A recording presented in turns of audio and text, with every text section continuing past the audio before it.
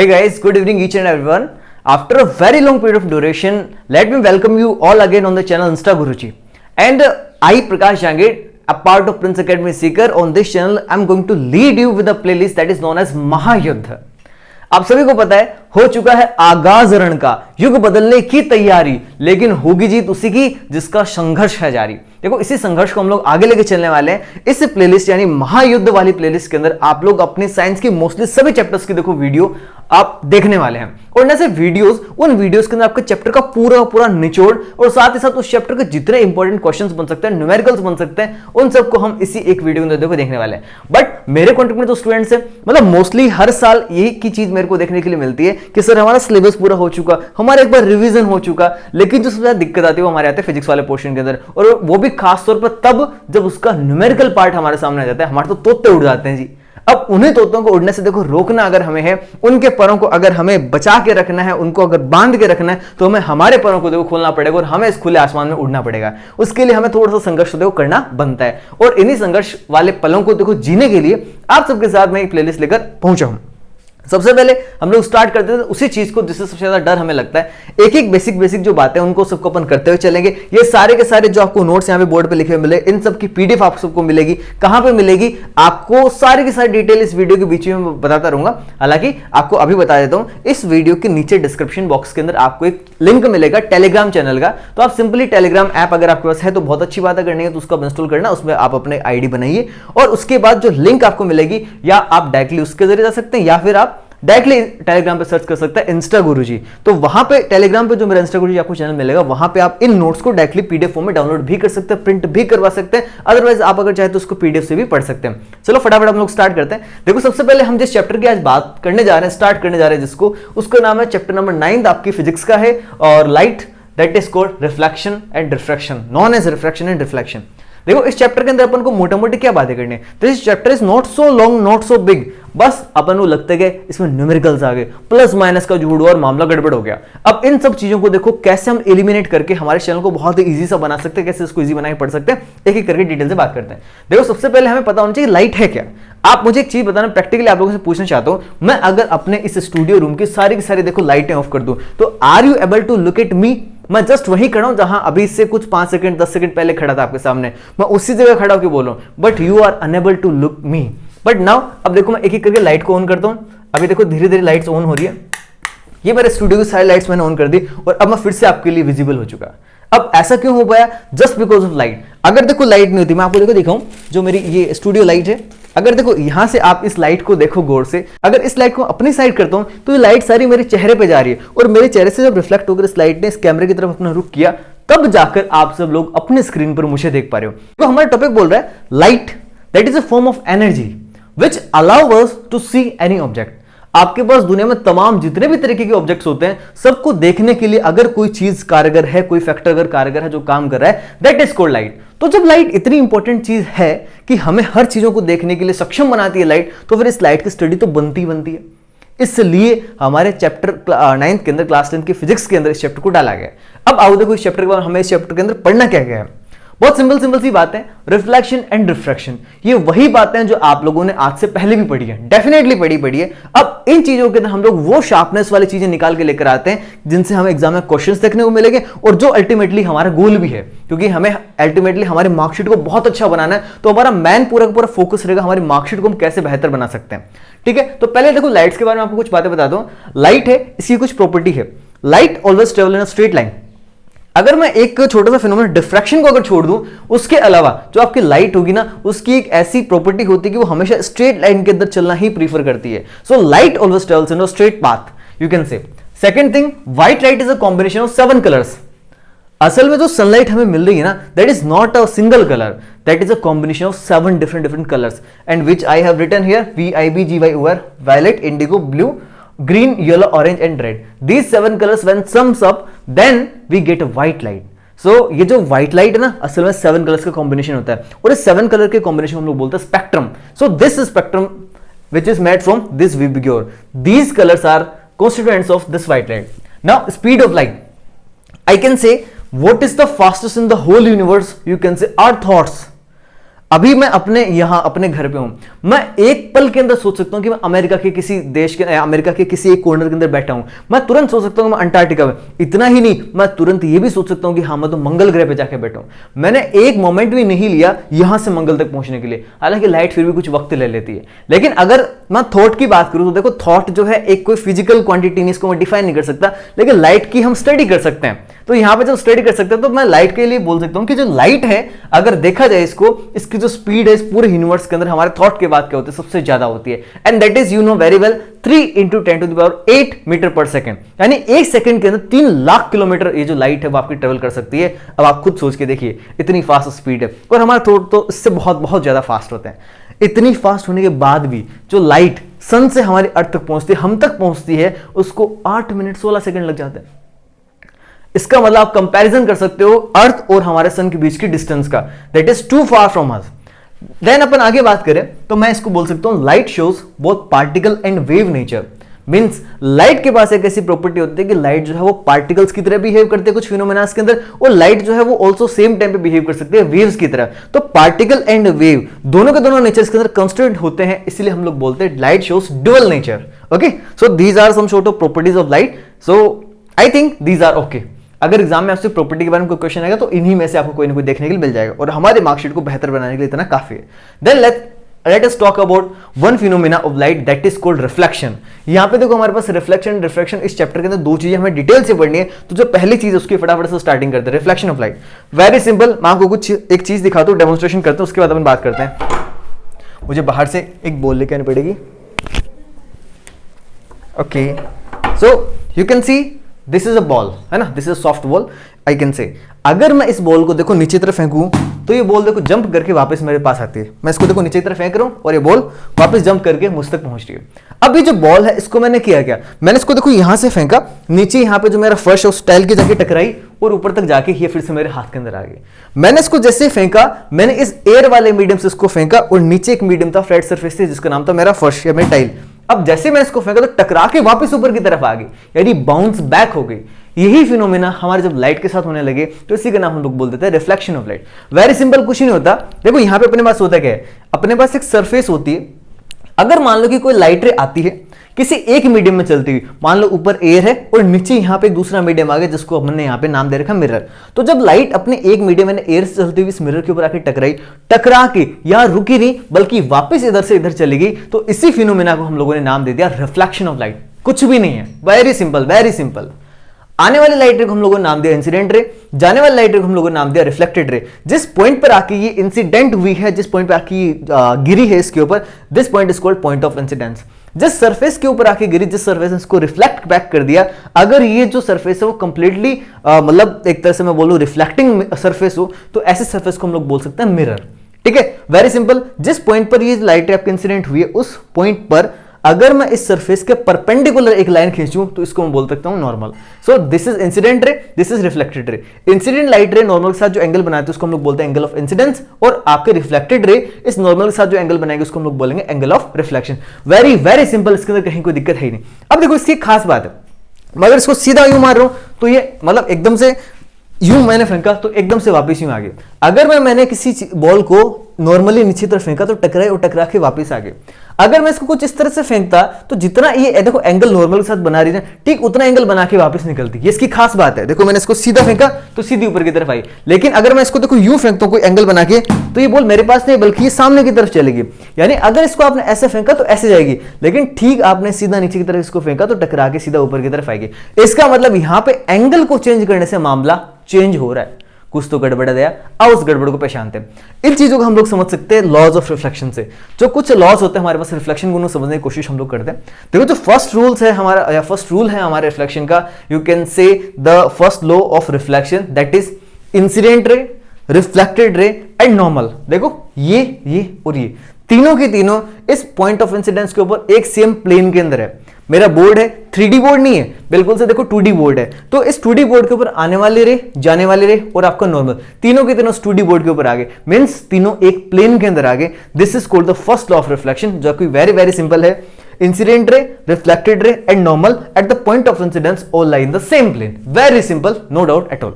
Second बात सुनना, यहां पे इंसिडेंट रे इस नॉर्मल के साथ जितना एंगल बना के आ रही है ना, सेम टू सेम एंगल बना के वापस भी देखो निकल रही है। Means this angle of incidence is always equals to the angle of reflection. I can write it also in this manner, in the mathematical manner I can represent that angle I equals to angle R।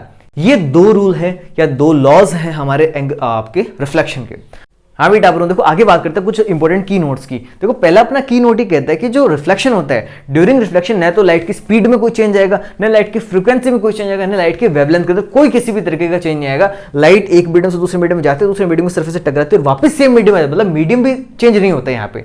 आगे देखो second अपन ने point लिखा था, if the reflection is done using a plane surface then this kind of reflection is called regular reflection. आप लोग देखो इसको यहाँ पे डायग्राम से समझना, अगर एक हमारा इस तरह की रेगुलर सरफेस अगर हमारी है, एक प्लेन सरफेस हमारी है जो कि रिफ्लेक्टिंग सरफेस है, तो उस पर अगर पैरेलल लाइट रेज इंसिडेंट होगी तो आफ्टर रिफ्लेक्शन भी लाइट रेज पैरेलल ही रहेंगे एक दूसरे के। इस साइड देखो अपन बात करते हैं इस थर्ड वाले केस के अंदर, if the reflection is done using a rough surface that is not a plane surface, तो उस कारण से जो रिफ्लेक्शन वो कुछ इस तरीके का होगा, आपकी पैरेलल लाइट रेज भले ही आ रही हो बट आफ्टर रिफ्लेक्शन ये लाइट रेज पैरेलल नहीं जा रही, कोई किधर ही जा रही है। और प्यारे दोस्तों यही रीजन होता है हमारे रूम के अंदर हर जगह लगभग इक्वल सी लाइट का स्प्रेड होना।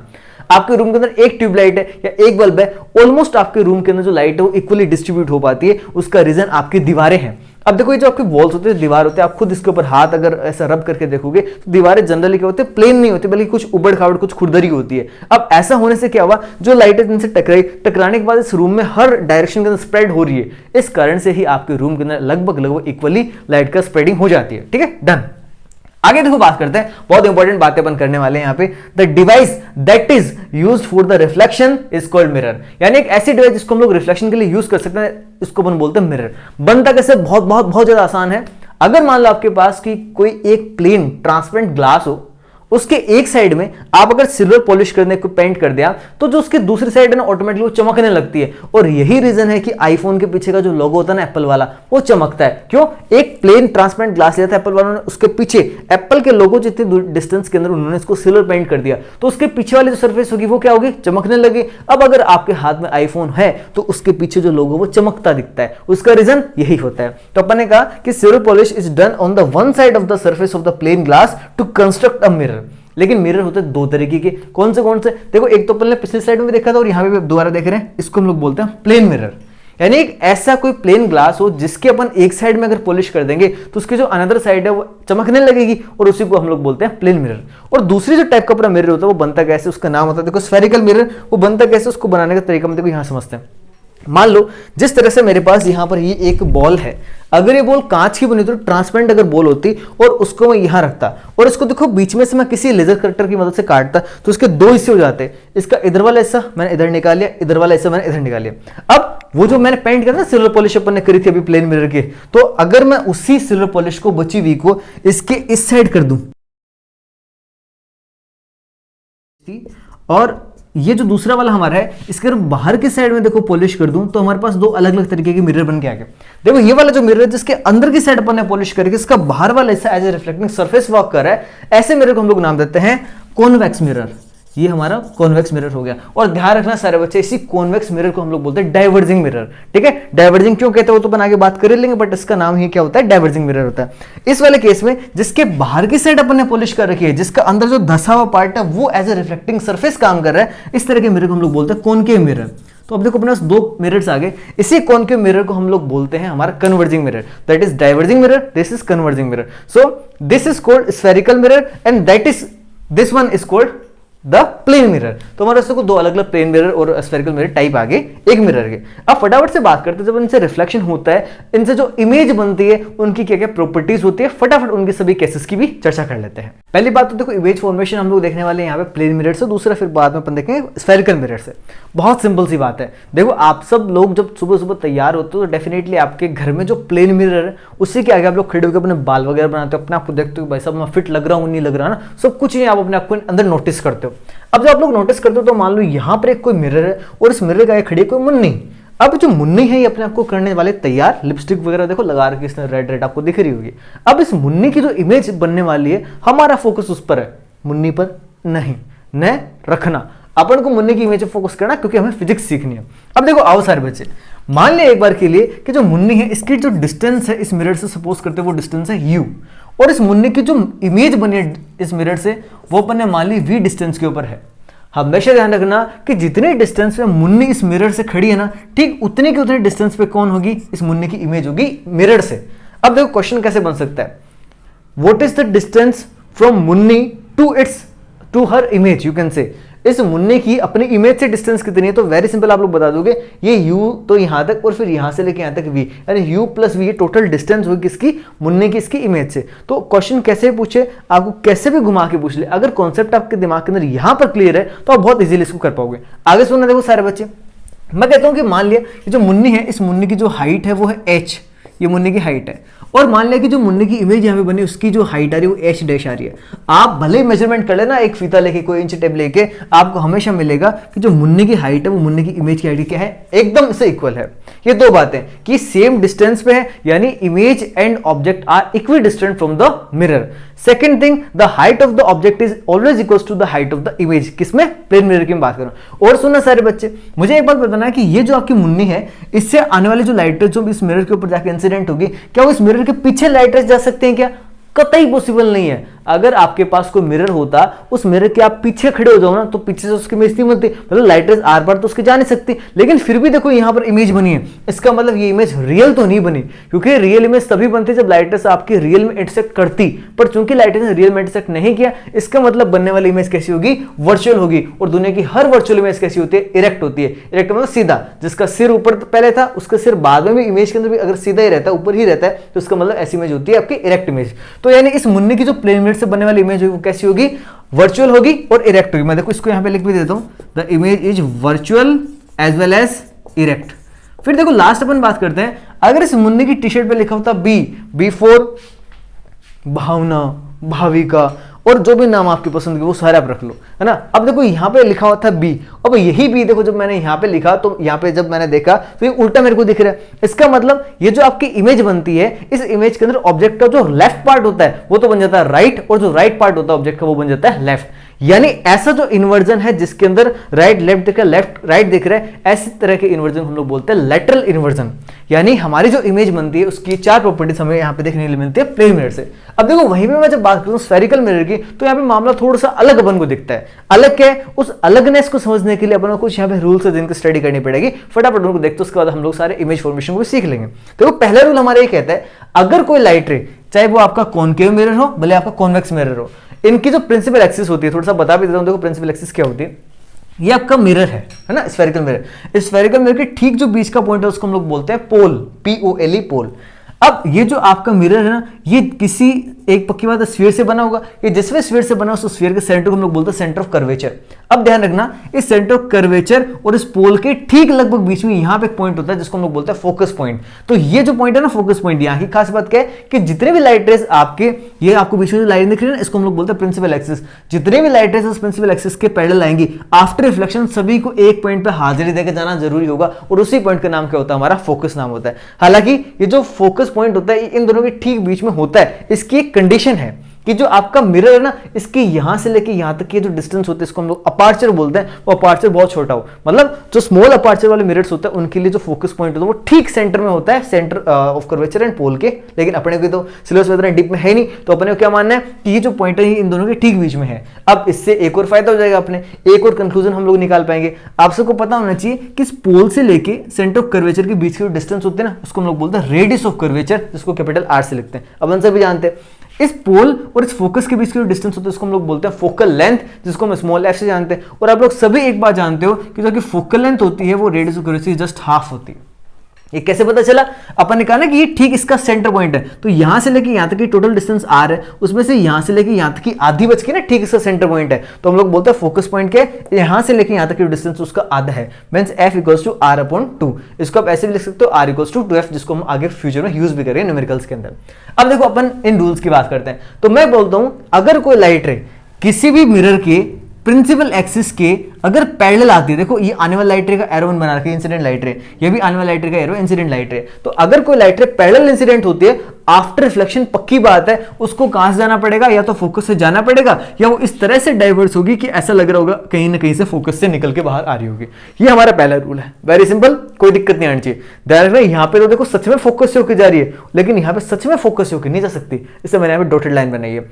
आई लेकिन गई इस तरह से, लग ये रहा है कि अगर पीछे की तरफ मैं जाऊं तो पीछे फोकस से होकर जा रही होगी, इसका मतलब ये डाइवर्स होती कहां से लग रही है अपन को, फोकस से डाइवर्स होती में लग रही है। सेकंड रूल की अपन बात करते हैं, इसका जस्ट उल्टा है। इसमें क्या था, अगर पैरेलल आई तो फोकस से जा रही है, इसमें उल्टा क्या हो गया, अगर कोई लाइट रे आपकी फोकस से होकर आ रही है आफ्टर रिफ्लेक्शन उसको पैरेलल जाना पड़ेगा। देख लो ये फोकस से होकर लाइट रे आई, यहां से आई, आफ्टर रिफ्लेक्शन इसको यूं जाना पड़ रहा है। आप एरो पे जरूर ध्यान देना, बिना एरो के डायग्राम इज इनवैलिड, बिना एरो के कुछ पता नहीं चलेगा लाइट रे कहां से आ रही है कहां जा रही है, तो एरो बनाना जरूरी है। और सुना सारे बच्चे, यहां पे देखो एकदम इस मिरर के पीछे तो जा नहीं सकते लाइट रे, लेकिन अगर अपन लाइट रे कुछ इस तरह से इसके अंदर इंसिडेंट करवाएं इसके ऊपर, जिससे यूं लगे कि फोकस से होते हुए जाएगी, तो आफ्टर रिफ्लेक्शन पक्की बात है इसको कहां से गुजरना पड़ेगा, इस प्रिंसिपल एक्सिस के पैरेलल होकर गुजरना पड़ेगा। बहुत सिंपल सी बात है। थर्ड वाले रूल की बात करते हैं, देखो ये रूल आपको कहते हैं अगर कोई लाइट रे आपके पोल पर, यहां पे पोल है, अगर कोई लाइट रे आपके सीधी पोल पर इंसिडेंट होती है तो जितना एंगल बना के लाइट रे आई थी ना, ठीक उतना एंगल बना के लाइट रे वापस से रिफ्लेक्ट बैक हो जाएगी।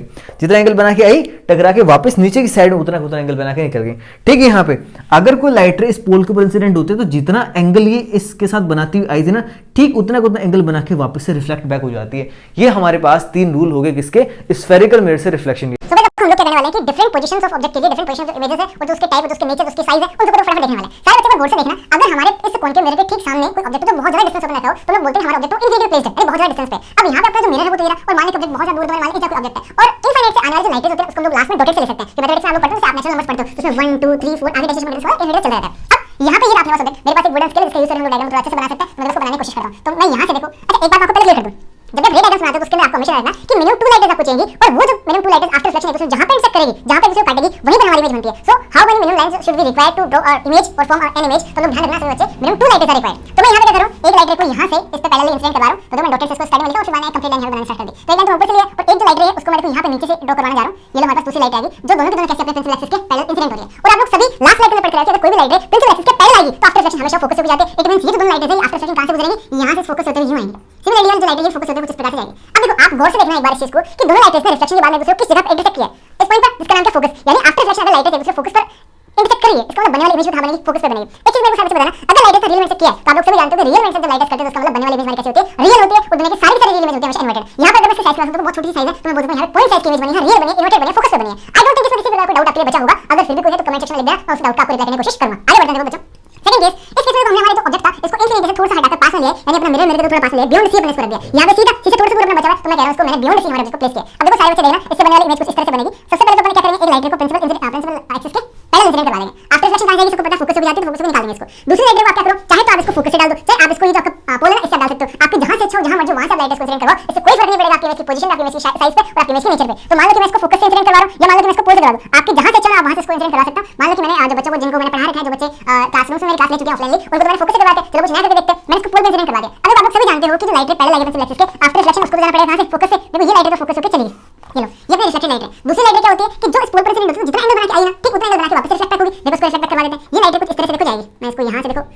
क्रॉस करने की कोशिश कर रहा हूं, ये लो कुछ इस तरह से ये वाली लाइट कुछ इस तरह से क्या होगी, रिफ्लेक्ट होगी। अब आप सारे बच्चे गौर से देखना, हमने कहा था इमेज बनती कहां पर है, इमेज वहां बनती है जहां पे दो पैरेलल लाइटें या जो भी लाइटें होगी जो कि आफ्टर रिफ्लेक्शन इंटरसेक्ट करती है। अब इन दोनों ने इंटरसेक्ट जो किया है वो क्या है, इस जगह पे यहां पे देखो दोनों का इंटरसेक्शन इस जगह हुआ, तो जहां पे दोनों ने इंटरसेक्ट किया वहीं पर हमारी क्या बन जाएगी, इमेज बन जाएगी। इट मींस इस वाले केस में जो हमारी इमेज बनेगी वो यहां पे बनेगी, तो ये हमारी इमेज है a dash and this is b dash. अब आप लोग सभी जानते हो, ये बात तो लगभग हर बच्चा जानता है कि ये जो चोंच थी ना इसका सिर था, और यहां पे देखो सिर किधर आ चुका है, इसका नीचे आ चुका है। इट मींस इस तरह से हमारी बनने वाली इमेज वो कैसी होगी, इन्वर्टेड होगी, यानी इसका सिर ऐसा नीचे आएगा और इसका पैरेलल ऐसा रहेगा ऊपर। तो ऐसी जो इमेज बनती है ना, जो रियल इमेज बनती है वो हमेशा इन्वर्टेड होती है। उस चीज का अपने पास एक प्रूफ भी मिल गया। तो अगर आपसे कोई पूछे हमारा जो ऑब्जेक्ट है उसको अपने अगर बियॉन्ड सी शिफ्ट कर रखा है, बियॉन्ड सी हमने इसको रख रखा है, तो उसकी इमेज कहां बनेगी, तुम बोलते ये बनेगी between f and c, and between c and f हमारी इमेज बनेगी। दूसरी बात, मान लो आपका ऑब्जेक्ट इतना बड़ा था, आपकी इमेज उससे छोटी बनी है, it means smaller in size बनेगी या स्मॉलर देन ऑब्जेक्ट बनेगी। क्या रियल है, हां भी लाइट इन सस्पेंस के, तो उसका बनने वाली इमेज हमारी कैसी रियल होगी, और दुनिया की हर रियल इमेज इन्वर्टेड होती है। तो यहां से प्रूफ भी हो रहा है। आई डोंट थिंक कि किसी तरह की कोई दिक्कत बची होगी। आगे बढ़ते हैं फटाफट से। देखो नेक्स्ट केस की बात करो, मान लो कि जो हमारा ऑब्जेक्ट है वो ये रहा, इस बार हमने इसको सी पे रखा है। अब यहां से देखो जाने वाली लाइट कैसी प्रिंसिपल एक्सिस के जो पैरेलल है वो तो आफ्टर रिफ्लेक्शन जाएगी फोकस से, इसमें कोई डाउट ही नहीं, किसी को दिक्कत नहीं। सेकंड देखना, अगर मैं चाहूं तो लाइट को फोकस से डाल सकता हूं, मैं चाहूं तो उसको पोल पे डाल सकता हूं। आपकी जहां से इच्छा बाहर डालो, आपकी इमेज में कहीं कोई फर्क नहीं पड़ेगा। आपकी जहां पे इमेज बनी चाहिए वहीं की इमेज बनेगी। अब देखो इस वाले केस में बच्चों से देखो क्या आते हैं, बच्चे एग्जाम में स्केल वगैरह सब कुछ यूज करते हैं, पर उनकी जो इमेज वो एग्जैक्टली सी के नीचे नहीं बनती। मैं आपको छोटी सी ट्रिक बता दूं, इसमें आपको ज्यादा झोल नहीं लेना, एग्जामिनर आपसे बनवा के नहीं देख रहा, आपने जो बना के उसको कॉपी में लिख के भेज दे वो उसके बाद आगे चली जाएगी, उसको कुछ पता नहीं आपने कैसे बने। आप तो सिंपली क्या करो, आपने जहां पे ऑब्जेक्ट बनाया था ना ठीक उसके नीचे आप क्या करो, उसकी इमेज साइज का आपको ऑब्जेक्ट है उतने साइज की आप इमेज बना दो। उसके बाद क्या करो, देखो आप इसको मिला दो। अब देखो मेरे वाले में नहीं आता क्योंकि इसका सेंटर प्रोजेक्ट ठीक सेंटर में नहीं रहेगा, लेकिन इस वाले ट्रिक को सारे बच्चे जब यूज करो तो आपका हमेशा आएगा 100% एक्यूरेट बनेगा। कैसे करना है, आपको सेम साइज की इमेज नीचे बना देनी है। उसके बाद कुछ नहीं करना, आपको लाइटर्स का आपस में मैच करना होता है, आपस में इनको मिलाना होता है। तो मैंने क्या किया, पहले तो यहां से पहले लाइटर को मैंने खींच दिया, यहाँ पे देखो पेंसिल एक्सिस के ना पहले एक लाइटर आपने कुछ इस तरह से ड्रॉ कर दी, ये लो। अभी ये कौन सी रिफ्लेक्टेड लाइट है जो कहां से आती है, फोकस से गई थी। अब मैंने क्या किया, यहाँ से लाइटर को डाला जो कि फोकस से जाए, आफ्टर रिफ्लेक्शन आ जाएगी। दूसरी आपने जो पहले लाइटर डाली आफ्टर रिफ्लेक्शन फोकस से गई कुछ इस तरह से, ये देखो लाइट हमारे कुछ इस तरह से आ चुकी है। अब आपका जो डायग्राम एकदम से एक्यूरेट बन गया, जहां पे इमेज बनी थी वही बन गई, जिस साइज की बनी थी उसी साइज की बन गई। अब ये ट्रिक आप एग्जाम में यूज करना, आपका ना तो कोई मार्क्स कटेगा ना आपके दिमाग में ये टेंशन आएगी कि यार वो डायग्राम जैसा बनना चाहिए वैसा डायग्राम बन नहीं रहा, ठीक सी के नीचे हमारी इमेज नहीं बनी। इस तरह से आप ठीक सी के नीचे अपनी इमेज बना सकते हो, टाइम भी बता सकते हो, टेंशन फ्री भी रह सकते हो। अब ये वाला तरीका आजमाना। अब इस वाली इमेज की प्रॉपर्टीज की बात करते हैं। अगर हमने ऑब्जेक्ट को सी पे रखा तो उसकी इमेज ठीक सी पे बन गई, सेम साइज की बन गई, रियल बन गई, इन्वर्टेड बन गई, कहीं कोई दिक्कत मेरे ख्याल से है नहीं। आगे बढ़ते हैं फटाफट। इस वाले केस में देखो, अगर हमने हमारे ऑब्जेक्ट को बिटवीन सी एंड एफ रख दिया हो, प्लेस कर दिया, उस वाले केस में देखो क्या होगा। पहले तो अपने लाइटर को पहले निकाला, आफ्टर रिफ्लेक्शन फोकस हो जाती है, फोकस हमने इसको निकाल दिया। सेकंड थिंग, जब इस लाइटर से अपन याद है इस ऑब्जेक्ट से लाइटर को चाहे फोकस से निकाल चाहे पोल से निकाल दे की बात है, मान लो मैं इसको फोकस से निकाला, आफ्टर रिफ्लेक्शन लाइटर इस तरह से जाएगी और दोनों लाइटर से एक दूसरे को जहां पे इंटरसेक्ट किया है वहीं पे हमारी क्या बन जाएगी, इमेज बन जाएगी। इस वाले केस में जो हमारी इमेज बनेगी वो सी से देखो थोड़ा सा साइड में बन रही है, यानी बियॉन्ड सी हमारी इमेज बन रही है। ये लो यहाँ पे इसका ए डैश बी डैश, आज इसको स्केल से बनाता और अच्छा बनता, ये थोड़ा सा ना ये नीचे की तरफ जाता तो हमारी इमेज थोड़ी सी इससे साइज में और भी बड़ी बनती, पर अभी भी अपना सही दिक्कत है। देखो सारे बच्चे, अगर हमने हमारे ऑब्जेक्ट को रखा बिटवीन सी एंड एफ तो इसकी इमेज वो ठीक अपने सी के इस तरफ बन गई और उल्टी बन गई, इन्वर्टेड बन गई। यानी बनने वाली इमेज हमारी रियल है, बनने वाली इमेज हमारी इन्वर्टेड है और बियॉन्ड सी हमारी इमेज बनी है। और अगर साइज को कंपेयर करो देखो आप देखना इस साइज का आपका ऑब्जेक्ट था और जो आपकी इमेज थी उससे तो बड़ी बनी है, यानी लार्जर ऑब्जेक्ट हमारी इमेज की साइज होगी। तो सेम साइज की इमेज तो खाली कब पॉसिबल है, इस वाले केस में जो हमारा ऑब्जेक्ट को सी पे रखा हो। दूसरा लार्जर साइज की इमेज का पॉसिबल है जो हमारे ऑब्जेक्ट को सी से पोल की तरफ, जो हमारे पोल में अगर हम पोल की तरफ जाएंगे तो हमारी इमेज की जो साइज है वो लगातार बढ़ती जाएगी। नेक्स्ट केस की बात करें फटाफट से, अगर हमने हमारे ऑब्जेक्ट को फोकस पे रखा है तो सिंपल सी बात है, सबसे पहले अपन क्या बोलते हैं कि जो आने वाली लाइट है एक अपन पहले निकाल देंगे जो कि आफ्टर रिफ्लेक्शन कहां जाएगी, फिर फोकस से जाएगी। दूसरा इस बार अपन फोकस से लाइट निकाल नहीं सकते, क्यों, फोकस पे हमने ऑब्जेक्ट को रख दिया तो फिर अपन क्या करें, यहां पे पोल दिख रहा होगा, हमने लाइट को पोल पे इंसिडेंट कराया और पोल की बात आप लोग सारे बच्चे जानते हो कि जितना डिग्री एंगल बनाएगी सेम टू सेम एंगल से वापस चलेगी, देखो कुछ इस तरह से वापस चलेगी।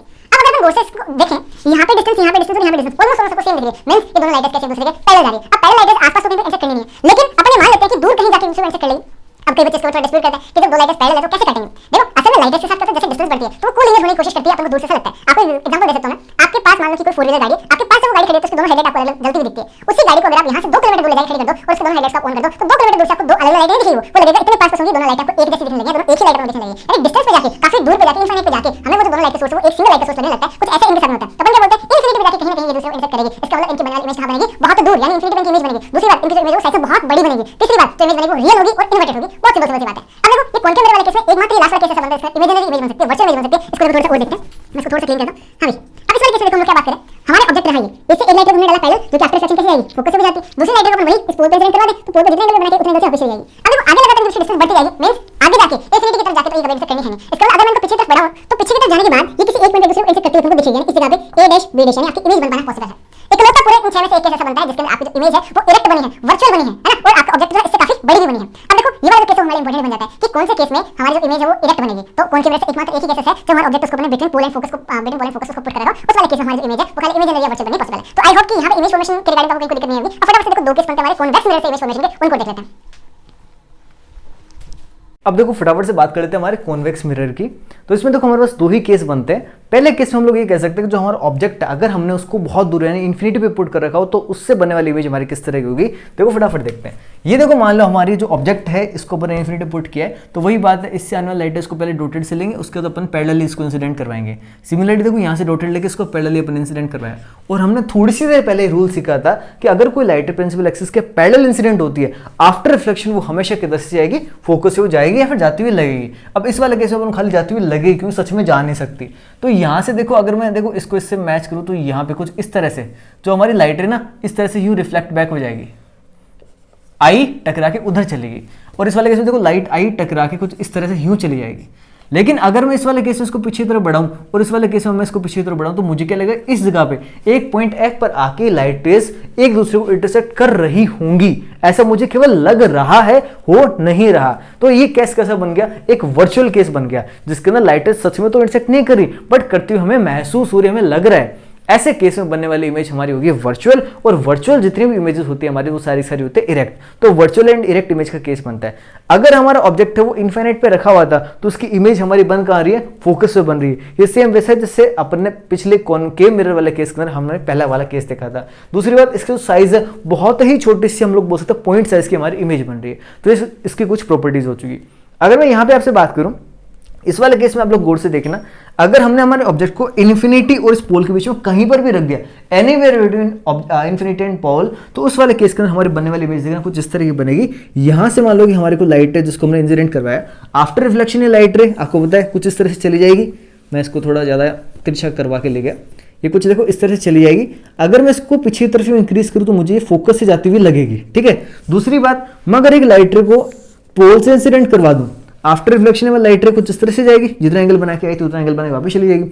अगर मैं इसको पीछे की तरफ इंक्रीज करूं तो दोनों लाइट रेज एक दूसरे को इस जगह पे यहां इंटरसेक्ट करते हुए मुझे लग रही है। ये ए डैश और ये बी डैश, ये इसकी देखो इमेज बन चुकी है। अब यहाँ पे इस वाले केस में अगर अपन फिर से देखें तो हमें दोबारा पता चल रहा है कि लाइट रेज मिरर के पीछे की तरफ जाके इंटरसेक्ट करती हुई हमें लग रही है, सच में नहीं कर रही। इसका मतलब बनने वाली इमेज यहाँ पर भी कैसी होगी, वर्चुअल होगी। और दुनिया की हर वर्चुअल इमेज कैसे होते हैं, इरेक्ट होते हैं। इस चीज का प्रूफ हमें यहाँ पे मिल भी रहा है। यहाँ पे इसका देखो सिर ऊपर था, यहाँ पर भी इसका सिर ऊपर का ऊपर रह गया। इसका मतलब हमारी बनने वाली इमेज कैसी है, इरेक्ट है। अब ये जो साइज है इसकी देखो, यहाँ पे बड़ी इमेज थी, उसकी साइज यहाँ पे छोटी बन रही है। मींस कॉन्वेक्स मिरर से बड़ी इमेज बन पाना पॉसिबल ही नहीं है। ये बात दिमाग में बिठा लेना, कॉन्वेक्स जो मिरर से बड़ी इमेज बन पाना पॉसिबल नहीं, जबकि कॉनकेव मिरर से बड़ी इमेज भी बन सकती है, छोटी बन सकती है। इससे दोनों केस में देखो खाली वर्चुअल इमेज बनी है। इसका मतलब कॉन्वेक्स मिरर सिर्फ और सिर्फ वर्चुअल इमेज बना सकता है। वहीं आपका जो कॉनकेव मिरर था ना, वो वर्चुअल इमेज भी बना पा रहा था और आपके रियल इमेज भी बना रहा था। उसमें 5 केस तो बने थे रियल इमेज के, 1 केस बना था वर्चुअल इमेज का। वो छोटी इमेज भी बना पा रहा था, वो बड़ी इमेज भी बना पा रहा था, जबकि ये वाला केवल और केवल देखो दोनों केस के अंदर छोटी इमेज बना पा रहा है एज कंपेयर टू ऑब्जेक्ट। तो ये कुछ बातें थी इनसे इमेज फॉर्मेशन की।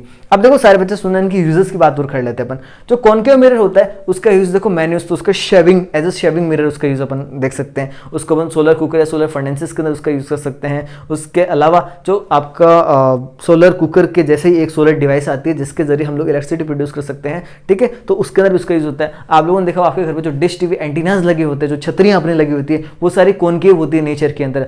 आप अगर अपने चम्मच की बात करें जिसके अंदर अपन खाना डालते हैं, ऊपर वाला जो उसका पार्ट होता है जो अंदर की तरफ दसा होता है, that is also type of concave mirror, ठीक है। तो ये इसके कुछ बेसिक से यूजेस हो गए। उसके अलावा डेंटिस्ट लोग हैं ना, वो भी इसको यूज करते हैं आपके दांतों की बड़ी इमेज देखने के लिए।